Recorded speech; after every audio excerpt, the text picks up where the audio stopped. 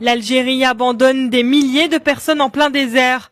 Au Niger, pays vers lequel la majorité des migrants sont refoulés, les plus chanceux traversent un no man's land de 15 km jusqu'au village frontalier d'Assamaka. D'autres, désorientés et déshydratés, errent pendant des jours avant qu'une équipe de sauvetage des Nations Unies ne finisse par les trouver. Selon l'agence Associated Press, un nombre incalculable d'entre eux périssent.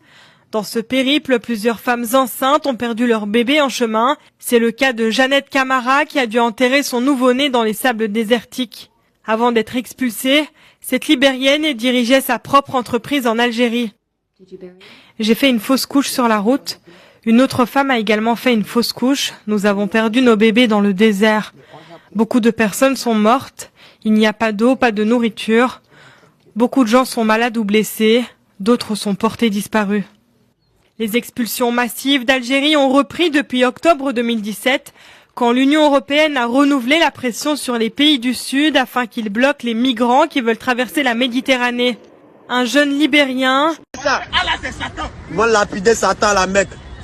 Abat les idolâtres. Oui, je l'ai seul, l'ange de l'éternel dit à Agar, oui, voici tes ancêtres. Agar, c'est la mère d'Ismaël, qui est l'ancêtre de tout bon musulman. Alors, quand on va lire, là vous allez voir la vie d'Ismaël, le comportement du musulman va vous étonner.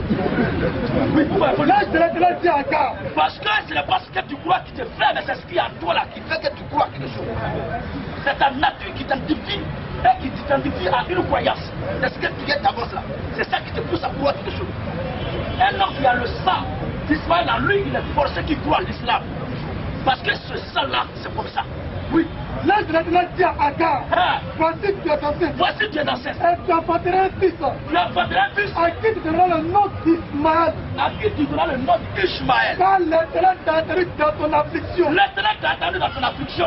Ismaël, l'ancêtre des musulmans, parce que c'est le frère, c'est le fils. La vie d'Ismaël doit influencer la vie de tous les musulmans.